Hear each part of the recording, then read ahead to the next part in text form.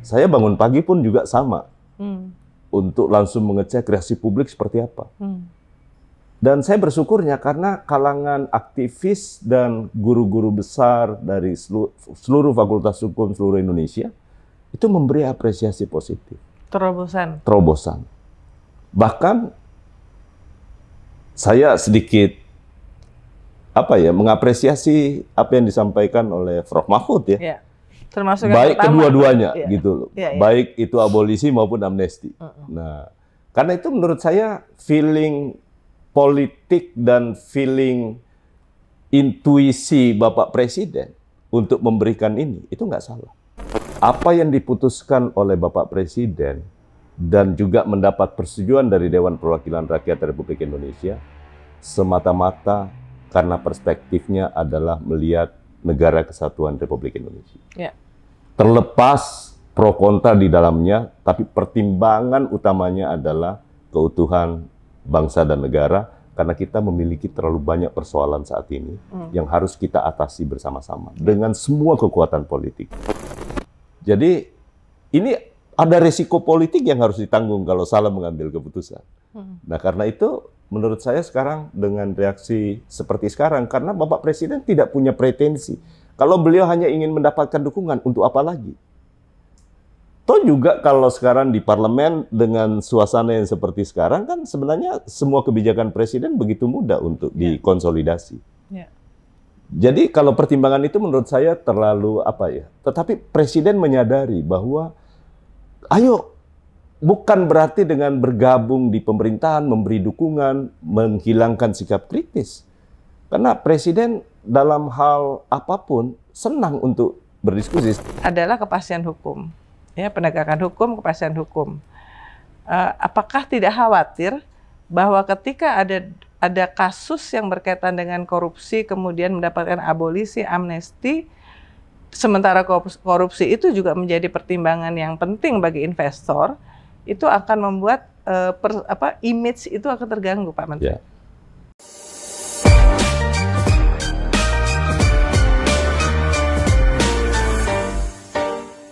Hai Sobat Milenial and Gen Z, apa kabarnya? Semoga kalian sehat ya. Ini saya merasa berterima kasih nih, karena ternyata di hari Sabtu, hari yang biasanya kalian juga anak-anak muda suka istirahat, katanya healing, ada narasumber yang belum bisa healing. Karena saya memohon waktu untuk wawancara, dan kali ini saya ada di ruangan Menteri Hukum Republik Indonesia, Pak Suparman Andi Aktas. Bang Menteri, wah luar biasa ini. Terima kasih ya waktunya. Saya yang terima kasih kesediaan Mbak Uni di hari Sabtu. Dan saya senang sekali bisa berinteraksi dengan Mbak Uni. Ya, kalian tahu bahwa tanggal 1 Agustus ya, kita jagat perpolitikan Indonesia dibuat gempar oleh sebuah keputusan politik, sebetulnya terobosan, tapi berkaitan dengan dua kasus yang menimpa Tom Lembong dan juga Hasto Kristianto. Tom Lembong mendapatkan abolisi, Hasto politisi PDIP mendapatkan amnesti, dan sejak itu saya ngelihat Pak Menteri kemarin, saya setengah harian monitor. Wah, keliling. Tapi yang pertama kali saya mau tanya sebelum yang menjawab yang serius itu, tadi barusan kita makan makanan Makassar. Makan Makassar yang paling disenengin apa, Bang? Ya, ikan bakar lah. Ikan bakar ya. Tadi ikan bakarnya enak. Punya restoran langganan ya di Jakarta? Ada sih, tapi di daerah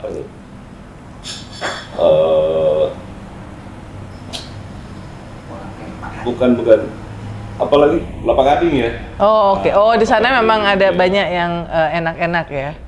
Kalau menjaga kesehatannya gimana?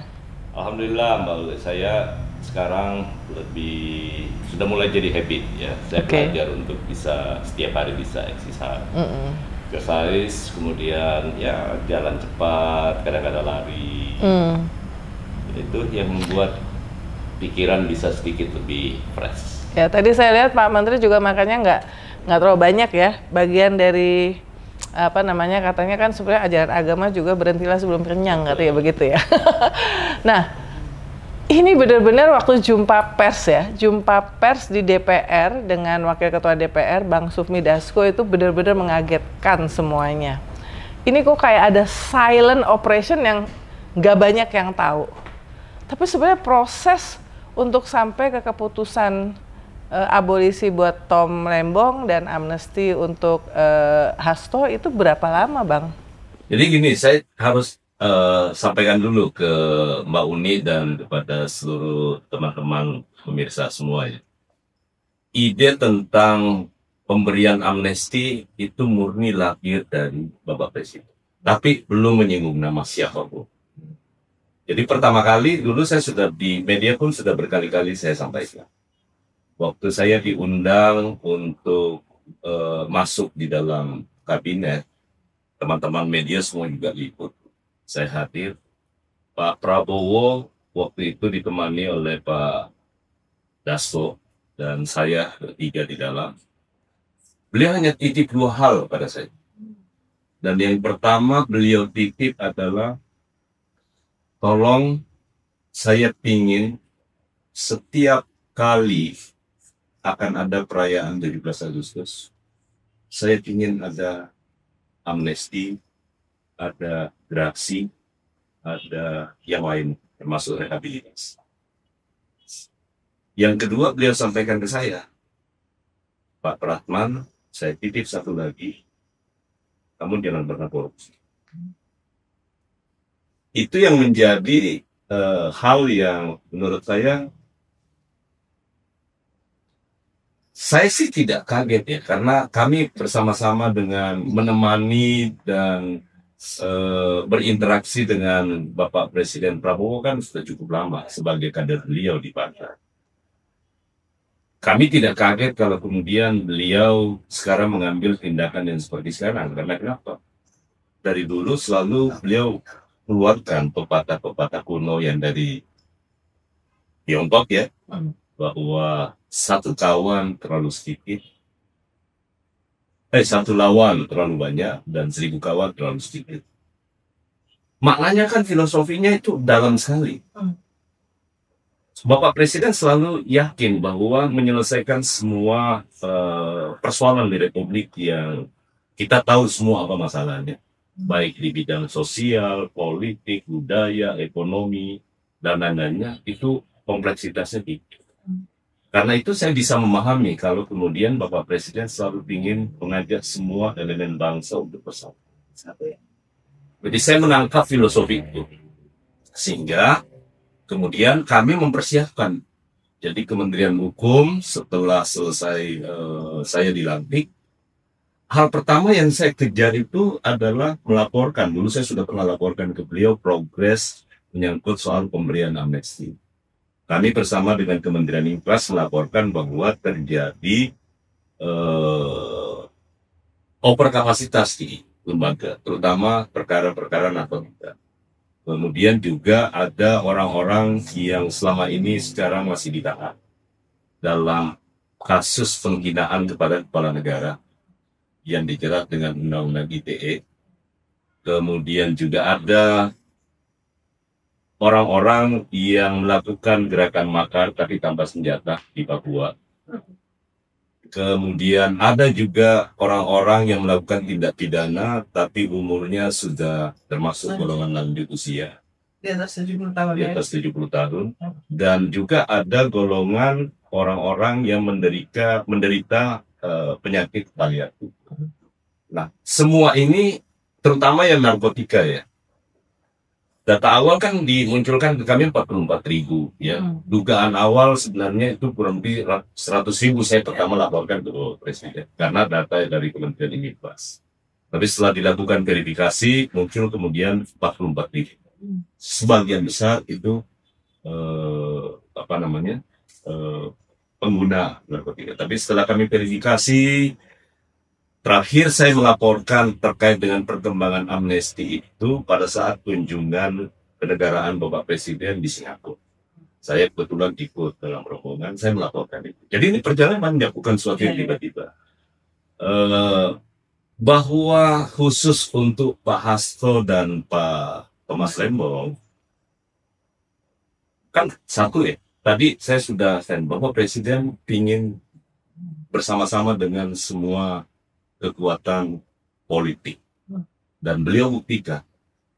Beliau rela menjadi Menteri Pertahanan setelah diajak oleh Presiden Bapak Jokowi dalam rangka untuk bersama-sama membangun. Sekarang beliau menjadi Presiden juga sama.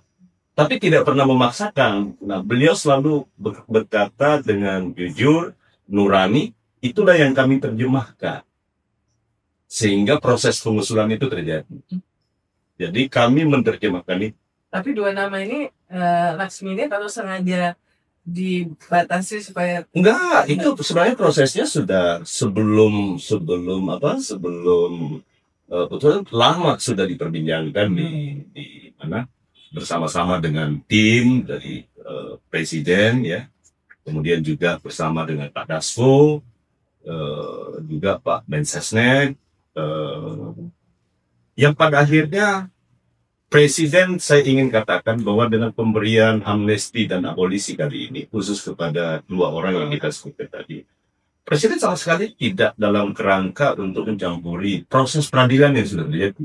Karena itu baru disampaikan sesudah. Ya, jadi tidak ada masalah dengan proses peradilan sebelumnya, tapi kemudian kan kita tahu bahwa Presiden tentu juga punya penilaian, kemudian memperhatikan publik, dan kemudian pada akhirnya saya mengusulkan itu dan itu bisa diterima. Pak Menteri tentu mengikuti reaksi dari publik ya dalam 24 jam terakhir. Ada perbedaan reaksi sebetulnya kepada Tom Lembong, lebih banyak yang positif karena dari awal prosesnya dianggap tidak ada mens rea, tidak ada niat jahat. Sementara kepada Pak Hasto itu kalau di media sosial tuh hampir tidak ada yang mengapresiasi putusan amnesti ini, justru bahkan mempertanyakan apakah ini berarti hal ini bisa menjadi presiden buruk untuk orang-orang yang didakwa dalam kasus korupsi. Gimana Pak Menteri? Pertama, selalu secara teoritis kita tahu bahwa Presiden itu sebenarnya punya kekuasaan yang sangat terbatas tapi istimewa dalam kekuasaan kehakiman. Yakni yang saya sebutkan tadi, ada hak untuk memberikan gerasi, amnesti, abolisi, dan rehabilitasi. Yeah. Nah, bahwa perdebatan terkait dengan reaksi publik, Bapak Presiden kan selalu mengatakan, kita nggak mungkin karena kita makhluk hidup, punya rasa dan persepsi yang sama, pasti.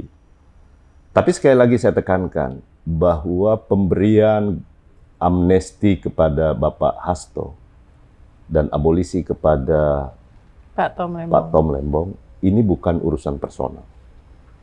Bukan urusan? Bukan urusan personal. Personal, oke. Okay. Tapi Presiden sebagai kepala negara dan kepala pemerintahan, beliau pasti memikirkan soal bangsa dan negara. Bahwa ada yang tidak setuju, ada yang setuju, itu dinamika dan itu suasana konsekuensi kita berdemokrasi. Yeah. Karena kan perspektif. Yeah. Ya, perspektif kita terhadap melihat sesuatu dari sudut pandang mana.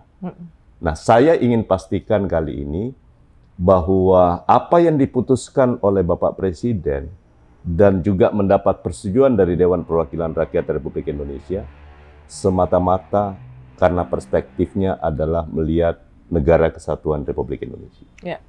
Terlepas pro kontra di dalamnya, tapi pertimbangan utamanya adalah keutuhan bangsa dan negara, karena kita memiliki terlalu banyak persoalan saat ini yang harus kita atasi bersama-sama dengan semua kekuatan politik. Saya tahu ini keputusan hukum, tapi berimplikasi politik. Yeah. Ini keputusan hukum, tapi implikasi politiknya ada. Tapi sekali lagi, Presiden punya pandangan yang lebih dari sekedar urusan politik, tapi ini adalah demi negara kesatuan Republik Indonesia. Implikasi politiknya udah ada karena Ibu Megawati sudah memerintahkan PDIP untuk mendukung pemerintahan Presiden Prabowo ya. Tapi kalau misalnya memang betul presiden-presiden sebelumnya itu sudah memberikan amnesti dan bahkan ada abolisi. Tapi kalau kita ambil yang sempat sangat populer ya, misalnya kasus Baik Nuril ya, diberikan amnesti oleh Presiden Jokowi ya. Tapi itu ada pertimbangan hukumnya karena dianggap penerapan Undang-Undang ITE kepada yang bersangkutan dianggap tidak tepat.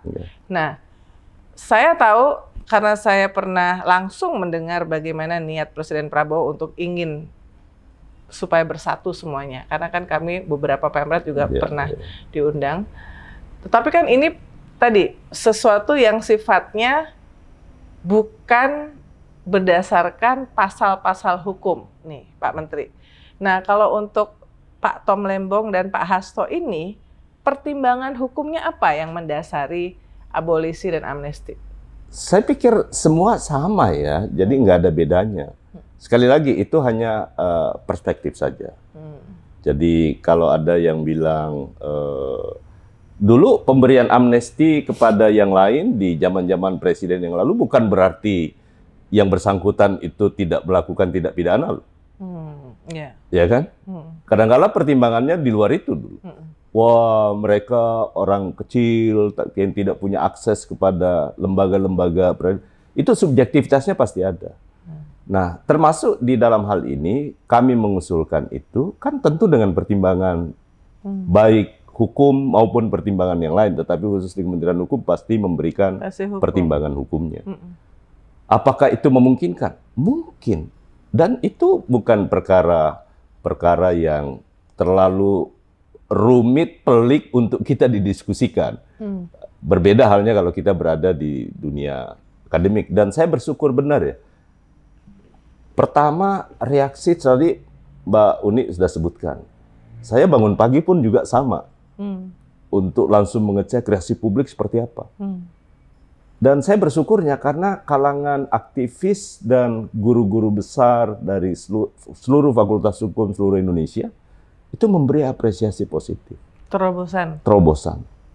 Bahkan saya sedikit mengapresiasi apa yang disampaikan oleh Prof. Mahfud ya. Termasuk baik kedua-duanya gitu. Baik itu abolisi maupun amnesti.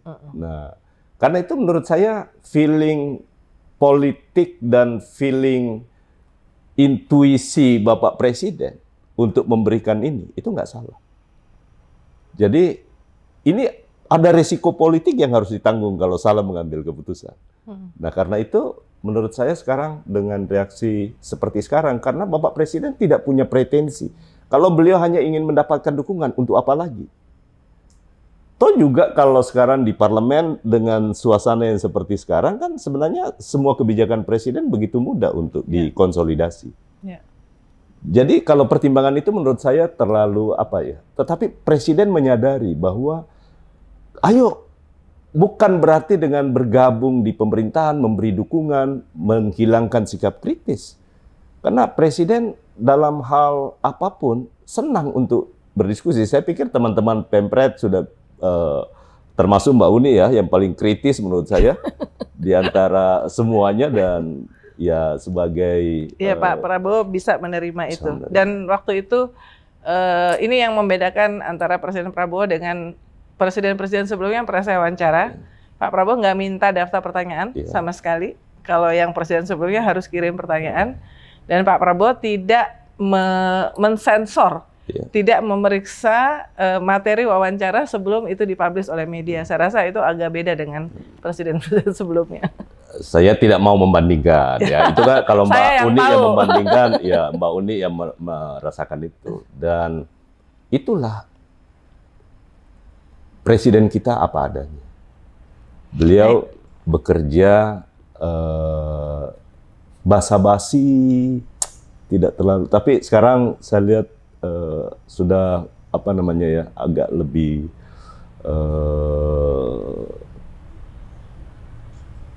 ya sepertilah yang disampaikan oleh Mbak Uni. Lebih banyak komunikasi. Kemarin di Sarasehan juga beliau mengatakan memang komunikasi publik itu penting ya.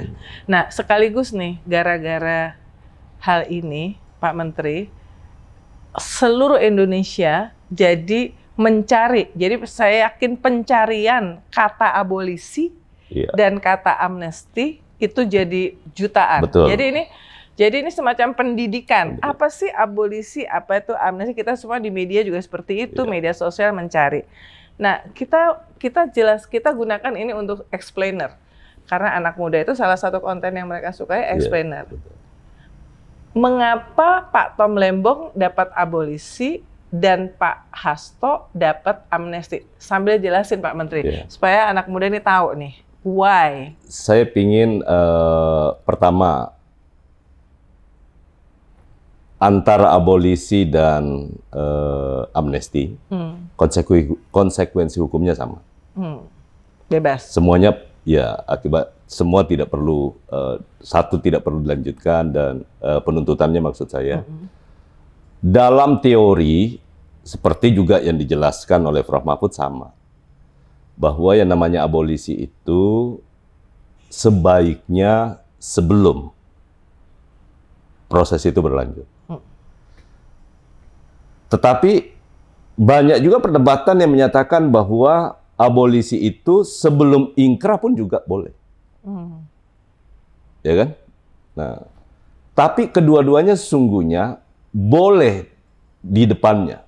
Karena dalam praktek, kan kita masalahnya di undang-undang tentang abolisi dan amnesti dan abolisi kita, undang-undang darurat kita nomor 11 tahun 54.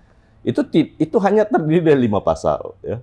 Itu pun terkait penjelasan abolisi dan amnesti itu sangat singkat betul. Nah, kalau saya biarkan aja ini menjadi diskursus supaya nanti ke depannya, karena kalau kita bicara kenapa ini abolisi, kenapa amnesti, dulu ada yang berpendapat bahwa amnesti itu sebaiknya diberikan setelah ingkrah. Prakteknya enggak. Di zaman presiden kita dulu, Pak Habibie memberi amnesti kepada yang GAM dulu siapa ya? Itu kan amnesti semua tuh kasus GAM dulu. Padahal belum pernah diproses. Yang seharusnya secara teori itu harusnya abolisi. Ya kan? Jadi itu yang penting adalah proses pengambilan keputusannya itu betul-betul didasarkan atas kepentingan bangsa dan negara, bukan karena subjektivitas untuk seperti yang disampaikan. Dan saya jamin bahwa Presiden tidak ada kepentingan personal untuk dalam posisi ini, selain untuk bagaimana membangun merajut terhadap personal, tentu dengan mendengar, melihat, mengamati dinamika yang berkembang di dalam masyarakat. Kan juga disebut-sebut dalam proses persidangan ada nama-nama ya yang Pak Lembong katakan sebaiknya dipanggil juga. Dan yang mengimpor gula itu bukan cuma Menteri Perdagangan Tom Lembong.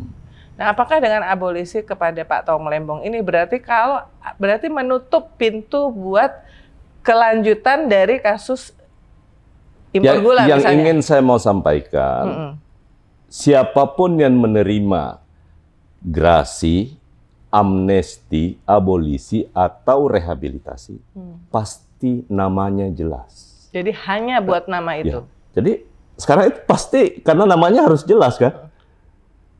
Kan jelas, abolisi diberikan kepada saudara atau Bapak Tom Lembong. Amnesti diberikan kepada 1.175 plus nama dan identitas yang jelas. Grasi juga begitu. Jadi saya tidak mau berandai-andai. Yang jelas bahwa kalau terkait dengan pertanyaan Mbak Uni tadi, konsekuensi hukumnya apakah itu berlanjut? Yang jelas yang penerima itu yang tercantum namanya. Gitu. Dalam konteks Tom Lembong, apakah pemberian abolisi ini berarti Presiden Prabowo bersama dengan menterinya melihat bahwa memang ada proses yang tidak tepat dalam proses penuntutan hukumnya? Ya, tadi kan di awal saya sudah sampaikan bahwa proses hukum Presiden nggak campur. Ya kan? Tidak campur nih urusan proses hukumnya, baik yang terjadi di di Tom KPK maupun juga di Tom Lembong. Sama sekali nggak pernah Presiden campur itu sampai dengan putusan yang ada. Bahwa kemudian Presiden memberikan amnesti, yaitu karena memang memungkinkan. Karena Undang-Undang Dasar memberi hak itu kepada Bapak Presiden. Kalau yang untuk Hasto, kelihatan sekali quote-unquote ini netizen berpikir ada sebuah transaksi politik, tapi saya yakin Pak Menteri bukan di situ wilayahnya. Tapi pertanyaan yang berkaitan dengan hukum, apakah tadi hanya Hasto, berarti yang lainnya kalau nanti terkait termasuk, apakah Harun Masiku tetap dicari? Itu silahkan tanyakan kepada Kalau secara KPH. hukum, Karena secara hukum sekali lagi saya katakan yang diberi amnesti ataupun abolisi itu adalah kepada orang yang disebutkan dalam surat keputusan Presiden. Itu clear, tidak menyebut yang lainnya. Oke. Pertanyaan saya terakhir yang berkaitan dengan yang rame ini adalah bagaimana, karena salah satu pertimbangan yang penting bagi investor untuk investasi di Indonesia, dan sekarang ini program yang luar biasa yang sedang digejarkan lah oleh Presiden ya, adalah kepastian hukum. Ya, penegakan hukum, kepastian hukum. Apakah tidak khawatir bahwa ketika ada kasus yang berkaitan dengan korupsi, kemudian mendapatkan abolisi, amnesti, sementara korupsi itu juga menjadi pertimbangan yang penting bagi investor, itu akan membuat image itu akan terganggu, Pak Menteri. Ya. Kekhawatiran itu saya bisa maklumi. Tapi sebenarnya kan kalau kita bicara soal indeks persepsi korupsi kita, itu kan tidak ditentukan hanya karena satu kasus tertentu. Ya. Apa yang dilakukan oleh Bapak Presiden dalam rangka untuk melakukan transformasi sebagaimana yang di dalam Ascacita untuk reformasi di bidang politik, kemudian juga hukum, kemudian juga di birokrasi, itu yang akan kita bisa menentukan apakah kemudian tata kelola bernegara ini berhasil atau tidak. Jadi bukan case by case. Semua orang akan bisa memahami. Sebagaimana halnya hari ini reaksi publik yang kami terima, saya barusan dapat laporan dan juga dari media mainstream hanya dua berita yang negatif. Hampir 400 sekian yang mention itu positif. Kurang lebih 100 netral. Artinya keputusan ini tepat. Dan itu kan persepsi itu kalau sudah terbangun seperti itu juga sama dengan yang lain. Ya. Nah karena itu bagi Bapak Presiden selalu saya ingin katakan, jangan pernah ragukan, Bapak Presiden tidak akan pernah berubah terkait dengan komitmen beliau dalam upaya pemberantasan tindak pidana korupsi. Itu yang selalu dipesan kepada kami semua. Saya Mbak Uni, apa yang membuat saya bisa enjoy bekerja sekarang sebagai Menteri Hukum?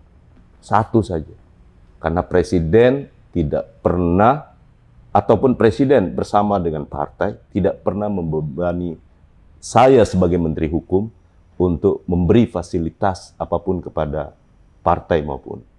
Jadi saya bekerja enjoy dan saya, Mbak Uni bisa menyaksikan, kalau Bapak Presiden tidak memberikan itu, saya mungkin tidak bisa se-enjoy ini.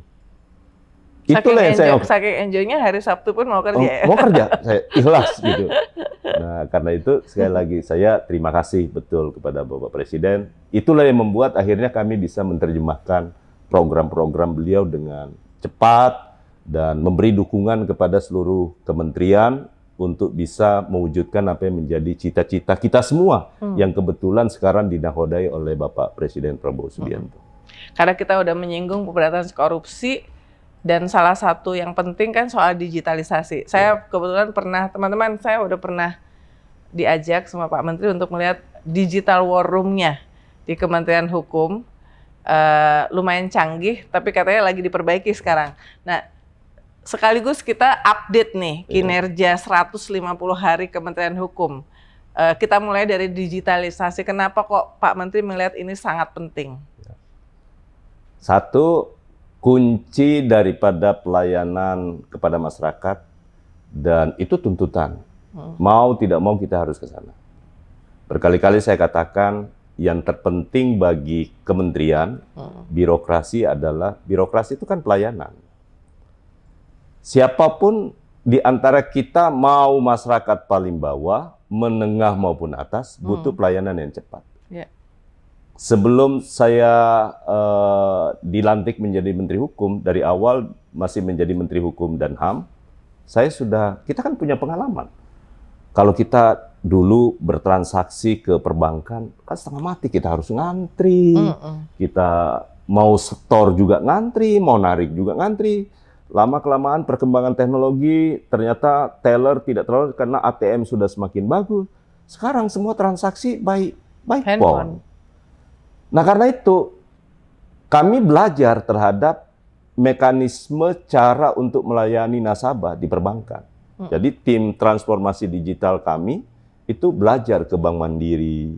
Karena kan di samping kami nasabah yang dilayani dan kita semua, kan enak betul sekarang dengan punya apps yang luar biasa, semuanya bisa dengan satu genggaman, semua bisa selesai urusan transaksi keuangan kita. Dan perbankan emang yang bagus tuh urusan itunya, secure juga ya. Kalau sudah ada yang bagus, kenapa kita nggak tiru? Ya. Nah, alhamdulillah Mbak Uli, sekarang mock up-nya kemarin saya baru selesai rapat bersama dengan seluruh jajaran. Mock up-nya udah selesai. Insya Allah nanti akhir Desember atau paling lambat awal Januari, Super Apps Kementerian Hukum kita soft launching. Jadi semua layanan nanti di Kementerian Hukum bisa bisa dilakukan lewat Super App aja, tidak harus datang ke kantornya apa segala macam ya. Betul. Nah, apa manfaatnya buat negara? Salah satunya tadi untuk meningkatkan indeks persepsi korupsi itu pasti naik. Ya. Pasti naik. Nah, kalau itu kita bersama-sama sebagai pembantu presiden melakukan hal yang sama, ya kita nggak usah terlalu pesimis dengan bangsa ini. Kita yakin dengan dinahodai oleh Bapak Presiden, kita optimis. Indonesia pasti bisa. Contohnya apa Pak Menteri? Misalnya kalau nanti Super Apps itu sudah di-launching, contohnya yang mungkin selama ini layanan kepada publik yang paling banyak dibutuhkan dari kementerian ini yang bisa disolusinya lewat apps itu apa? Banyak, karena kan kita punya 500 layanan sekarang. Hampir 560-an sekian layanan. Sebagian besar di Kementerian, di Direktorat Jenderal KI sekarang itu sudah by digital. Tetapi masih banyak proses-proses yang terkait dengan pemeriksaan substantif yang masih dilakukan secara manual. Pendaftarannya sudah digital. Tapi proses pemeriksaannya masih manual. Nah, sekarang kita sudah melakukan yang namanya pendaftaran otomatis POPHC. Pendaftaran otomatis hak cipta. Butuh waktu 5 menit, klik nih, walaupun itu belum jadi Super Apps-nya. Sekarang sudah 5 menit selesai, langsung hak ciptanya keluar. Jadi misalnya yang lagu atau puisi, buku, atau apa buku, itu otomatis. Jadi sendiri aja, langsung keluar otomatis. Nah, karena itu akhirnya saya berpikir, saya kemarin rapat kerja pengendalian semester 1, saya sampaikan, kita harus menggunakan AI di merek, supaya nanti proses pemeriksaan yang persamaan pokok yang harus diperiksa 7 lapis, dengan kita menggunakan AI, kita tinggal butuhkan satu pemeriksaan, yakni pemeriksaan soal etik, karena AI belum mampu menjangkau itu. Jadi 6 lapis itu kita bisa potong, jadi meninggalkan 1. Nah, demikian pula halnya di AHU. Sekarang layanan apostil kita itu kan sekarang dinikmati di seluruh Indonesia maupun orang di luar negeri, nggak perlu datang, semua bisa selesai. Nah, itu beberapa contoh-contoh, belum lagi termasuk yang pendaftaran badan usaha. Sekarang terbukti kemarin pendaftaran Koperasi Merah Putih, program prioritas Presiden. Itu salah satu pertanyaan saya juga. Karena jadi banyak juga masyarakat berpikir, apa bisa secepat itu, bisa 80.000 sekian ya?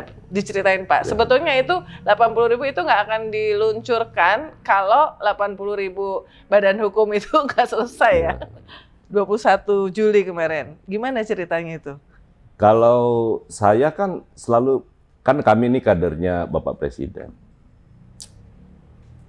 Beliau berkata aja itu sudah memberi instruksi bahwa harus kita lakukan. Apa yang menjadi kewenangan kami di Kementerian Hukum, kebetulan badan hukumnya kan ada di Kementerian Hukum.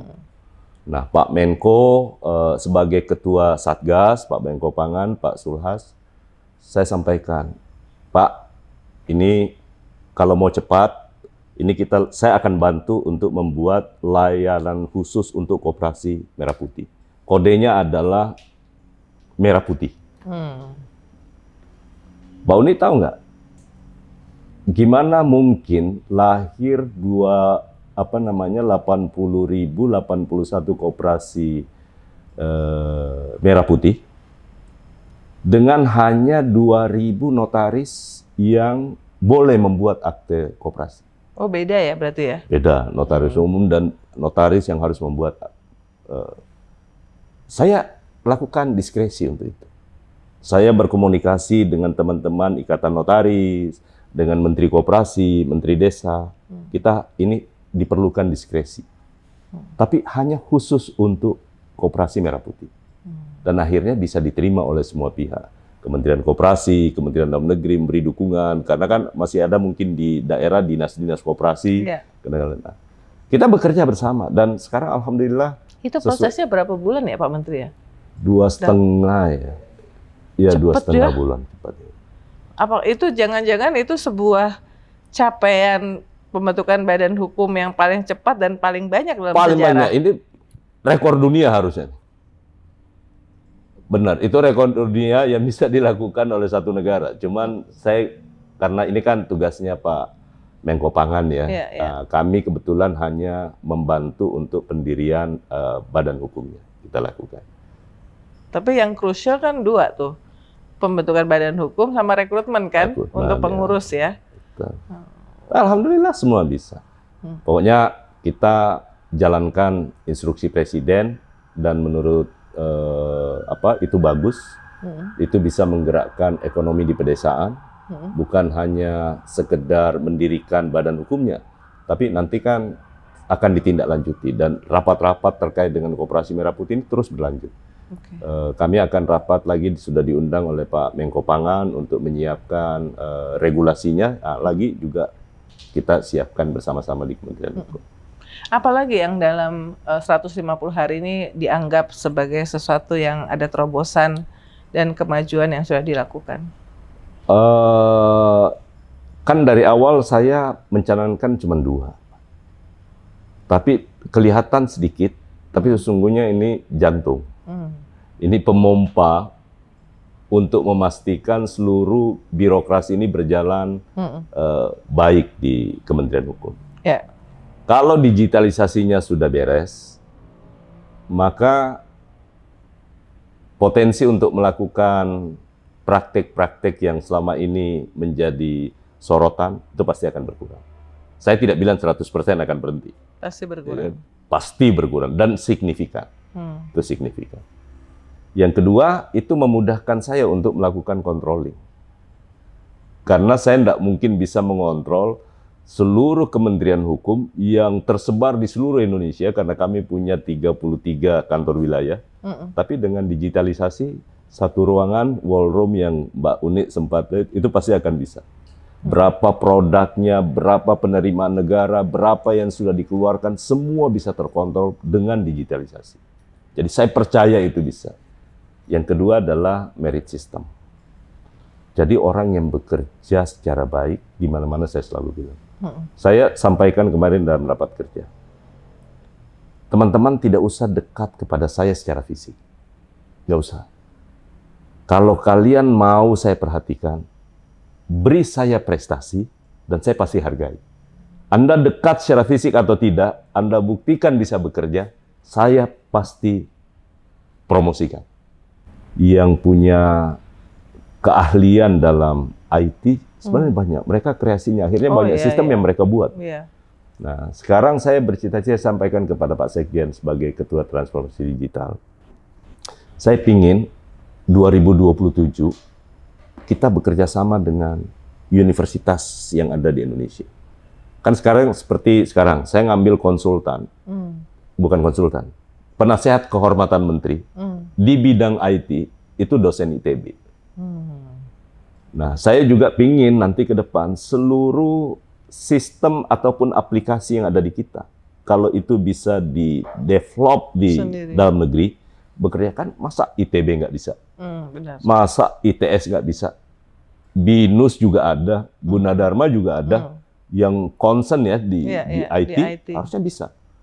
Bayangkan berapa banyak yang harus kita belanjakan dan yang menerima manfaat itu orang luar. Nah, akhirnya semua berkomitmen untuk kita lakukan itu. Sekarang saya percayakan sepenuhnya kepada Pak Sekjen dan penasehat kehormatan menteri untuk mendevelop dan sekaligus supaya mereka bisa bekerja sama dengan perguruan-perguruan tinggi negeri.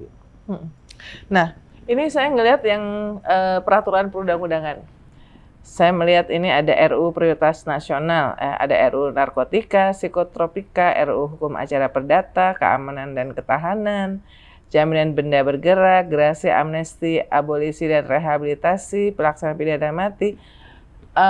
Saya ingin ngerti gimana Pak Menteri mengatur skala prioritas untuk mengerjakan RUU ini. Pertama, kan sudah ada RUU prioritas. Tapi saya tidak apa ya? Saya juga harus mengakui. Ini yang sementara kami tertibkan. Tentu karena ada skala prioritas Bapak Presiden. Sekarang saya selalu sampaikan bahwa pemerintahan itu kalau mau tertib, apa yang tercantum di dalam undang-undang tentang rencana pembangunan jangka panjang dan menengah kita, itu yang harus menjadi tolak ukur untuk kita membuat regulasi. Karena di sana semua capaian itu yang akan dituju ada. Nah, harusnya pun juga pembangunan di bidang hukum, terutama regulasi salah satunya, itu harus mendukung arah itu ke sana. Nah, saya di awal sudah sampaikan dan saya sudah menugaskan kepada BPHN, juga kepada Dirjen PP, Mbak Uni, agar meneliti, karena kita punya sekarang, kita ini overregulasi. Kalau tidak salah, hampir 85.000 regulasi kita. Pusat sampai daerah? Pusat sampai daerah. Itulah yang membuat Bapak Presiden kemarin pusing dengan soal pupuk, ya kan? Iya, sempat ada 140-an yang di-scrap ya? Di-scrap. Tanpa diminta oleh Bapak Presiden, saya sudah meminta kepada staf, karena kita tahu nih apa maunya Bapak Presiden. Beliau mau harus sinkron antara undang-undang dan jangan bikin rumit yang seharusnya bisa lebih mudah. Tidak boleh berpikir secara sektoral.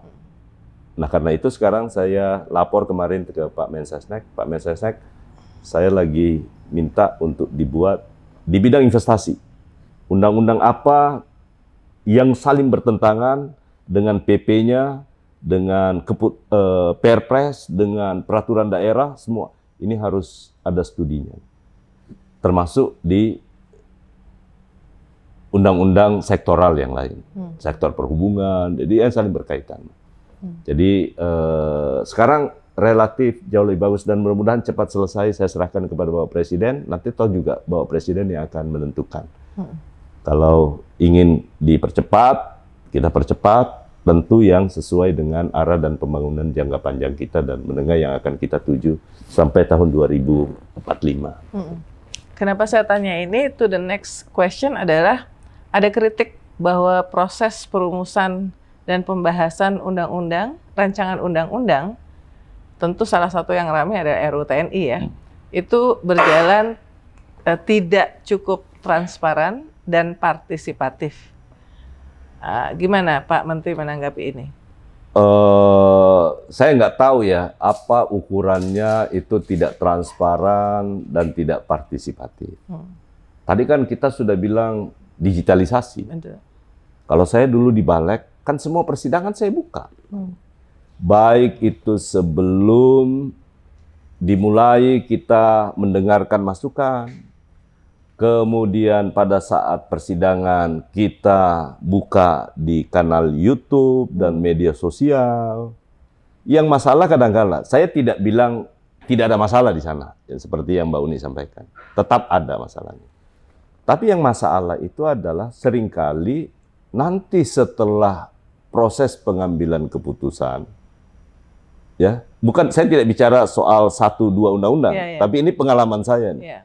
Saya juga perlu melakukan karena ini tadinya di DPR. Ya, kritik juga kepada teman-teman yang sering mengkritik gitu. Maksudnya dari awal concern. Sehingga pada saat kita undang untuk hadir, kemudian itu betul-betul masukannya bisa diberikan gitu. Nah, rata-rata pengalaman saya nanti di akhir pada saat mau pengambilan keputusan baru rame-rame, mungkin baru baca semua tuh. Ya kan, padahal prosesnya kan dalam sebuah pembentukan undang-undang lama. Jadi kayak seperti undang-undang TNI ya, itu kan sudah lama. Orang bilang nggak ada partisipasi publiknya, kan boleh dicek dokumennya. Sama dengan RUU KUHP kemarin. Saya rasa kalau sampai RUU KUHP lagi dikatakan tidak melibatkan partisipasi publik, saya nggak tahu. Bayangkan, saya perintahkan kepada Wakil Menteri Hukum dan Sekretaris Jenderal dan Dirjen PP, saya pingin seluruh kampus tahu semua. Dan akhirnya diselenggarakan. Seluruh kampus yang memiliki fakultas hukum seluruh Indonesia ikut. Gimana lagi bentuk partisipasi publik yang kita tidak libatkan? Belum yang terbatas, ya, yang kita undang sebagai narasumber yang offline. Ini yang online. Seluruh kampus se-Indonesia yang punya fakultas hukum, semua ikut. Nah, karena itu kita bicara ke depan. Apa yang kami lakukan? Mungkin proses kenapa kita selalu bertanya kenapa kok saya tidak tahu siapa yang seharusnya melakukan. Kenapa kok draft itu misalnya tidak di-share? Katakanlah misalnya ditaruh di websitenya kementerian atau di DPR. Siapa yang harusnya melakukan itu? Sehingga tidak ada semacam, itu kan yang dibahas tuh masih draft yang nomor berapa gitu ya. Bukan, kalau seperti pengalaman saya di Balik dulu ya, dibagi atau tidak, itu kan pembahasan kan terbuka tuh. Kan bisa diikuti. Ya kan? Bisa diikuti. Memang dulu perdebatannya bahwa ada menyangkut soal mana yang boleh sudah diedarkan, mana yang enggak. Pada tahap mana yang sudah bisa dipublikasikan atau tidak. Nah, ini juga penting buat publik ya. Nah, karena itu saya rasa nanti Mbak Uni, karena dengan semakin tingginya kesadaran hukum masyarakat yang diiringi dengan karena tingkat pendidikan yang semakin baik, ekonomi yang semakin baik, maka pemenuhan keinginan akan hak-hak publik itu tidak bisa kita tolak. Itu pasti. Lambat atau cepat itu pasti akan terjadi. Nah, karena itulah kenapa selalu saya katakan, ayo kita dukung. Saya balik lagi ke program digitalisasi. Bukan, program Bapak Presiden. Kenapa MBG itu penting ya? Ini bro, salah satunya adalah kalau anak-anak kita sehat, punya gizi yang bagus, pendidikannya dengan sekolah rakyat, dengan semuanya, akhirnya bisa punya pendidikan yang bagus, kan daya kritisnya baru kita bicara tahapan demokratisasi. Kalau sekarang kita bicara demokrasi, kan hanya terbatas buat Mbak Uni, buat saya, dan teman-teman yang lain. Tapi sebahagian besar yang hidup di bawah, gimana kita mau bicara demokrasi dengan mereka? Literasinya harus ditingkatkan ya. Karena Pak Menteri ngomong soal RUU KUHP, sekarang kan yang menghangat ini nih ya. Saya mau tanya dua hal aja. Dari 9-10 pasal-pasal yang dianggap kontroversial oleh masyarakat sipil ya. Yang pertama ini karena perempuan, concern soal restoratif, penyelesaian lewat restoratif justice. Yang saya nggak tahu pasal 76 atau yang dianggap ini akan merugikan korban, dan mayoritas korban ini kan perempuan. Padahal kalau konsep restoratif justice itu harus sangat memperhatikan kepentingan dari korban ya. Jadi kalau misalnya diselesaikan secara adat, quote unquote, tapi nanti itu tidak memberikan kepastian hukum dan membiarkan pelaku dan aparat itu ya udah selesai begitu saja. Gimana nanti ujungnya melihat pendapat itu? Kan makanya saya bilang soal keadilan itu kan perspektif agak sulit buat kita bisa seragam menyangkut soal apa sih keadilan itu. Perdebatan soal keadilan ini kan bukan sekarang, Mbak Uni. Udah bertahun-tahun dan nggak pernah sepakat untuk satu hal aja soal adil. Nggak ada. Karena perspektifnya beda-beda. Kita punya hukum positif di Indonesia kan banyak. Kan kita tidak tunggal menganut satu sistem hukum. Kita ada sistem hukum yang katakanlah yang tertulis KUHP. Ada sistem hukum Islam, ada sistem hukum adat kita, dan itu berlaku semua, kita akui. Ya kan? Nah, mungkin di kawasan tertentu adatnya lebih kental.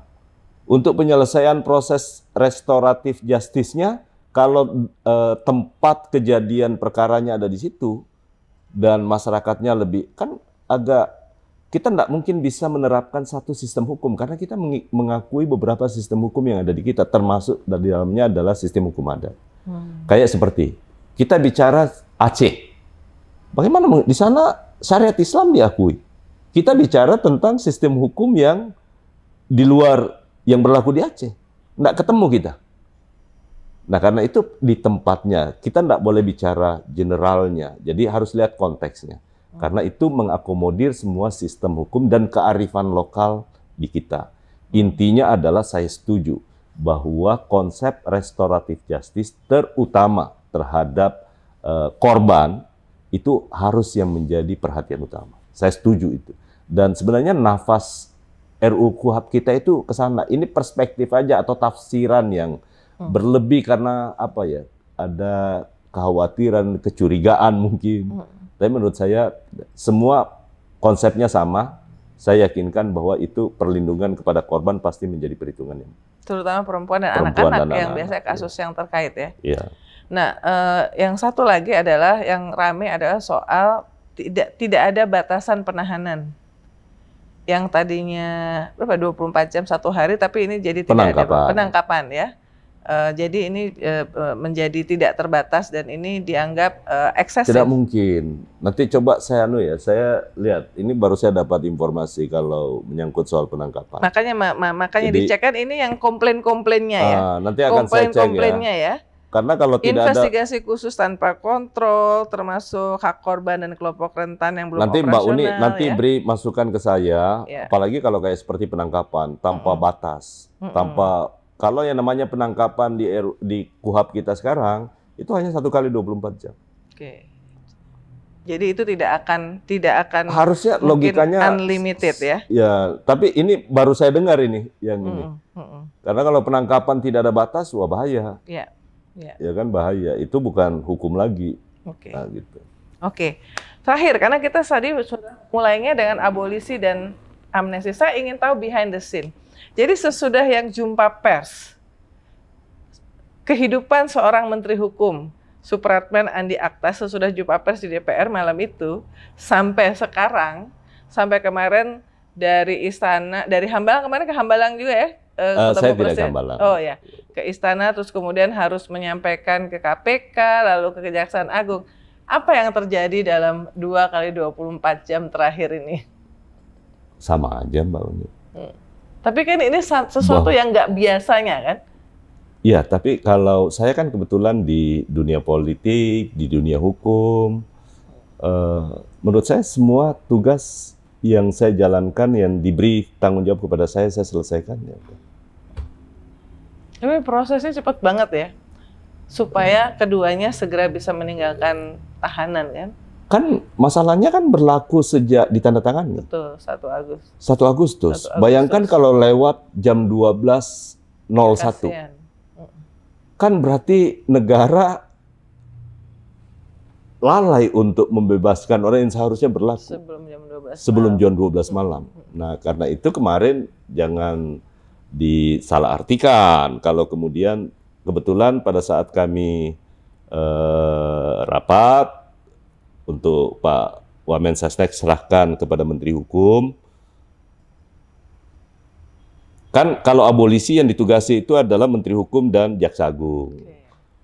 Udah Pak, nanti saya yang minta ke sana. Kemudian, karena kebetulan jalurnya mau ke KPK, itu dititipkan. Kalau bisa, karena ini harus cepat. Maka saya tugaskan ke Pak Dirjen untuk mampir ke KPK. Apakah itu jadi masalah kok Menteri Hukum. Enggak. Mbak Uni tahu nggak? SK partai aja saya yang antarkan ke kantor partai. Ya kan? Boleh tanya teman-teman di PKS. Saya antarkan di hari Sabtu, hari libur lagi, ya sama hari ini.